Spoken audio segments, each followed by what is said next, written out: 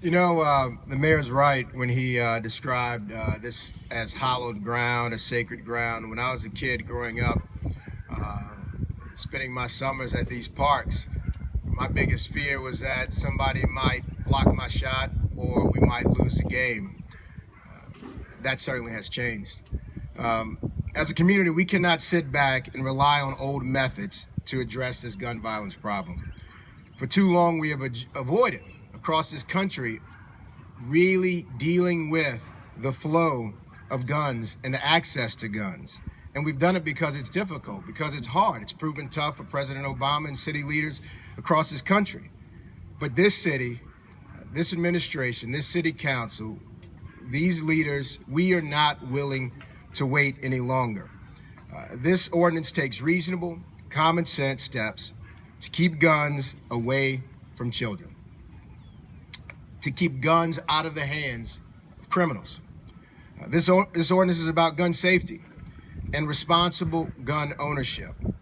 In many different areas, as a government, we create rules to keep our citizens safe. If you're a company that deals with dangerous chemicals, we have rules to make sure that the public is safe from them. If you own a car or drive a car, we set up rules to govern how you do that, where that car can go, who can drive a car. And the same should be exactly the same for a gun, a dangerous weapon. These rules are all in place to keep us safe. So why shouldn't we have these rules for guns? This ordinance is just a small step, though.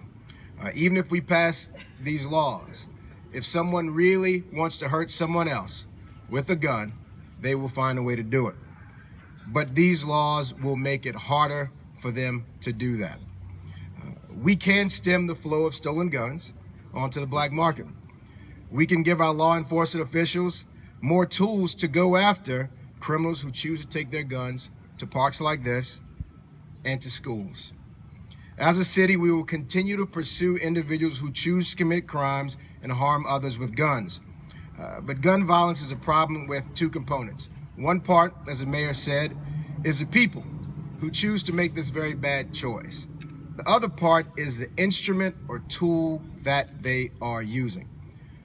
We will continue to address the people, but today we are addressing the tool.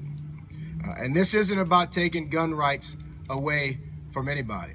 I know Louisiana is a sportsman's paradise, and it will always be the sportsman's paradise. But this is about saving lives. The domestic violence piece of this ordinance hits very close to home for me. I myself lost my great aunt because she was in a domestic violence situation for most of her life.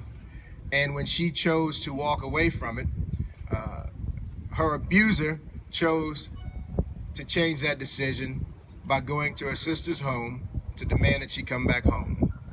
And when one uncle came out to say she's not coming back, he pulled out a gun and he killed her. Other uncle heard those shots, he came over, he was killed.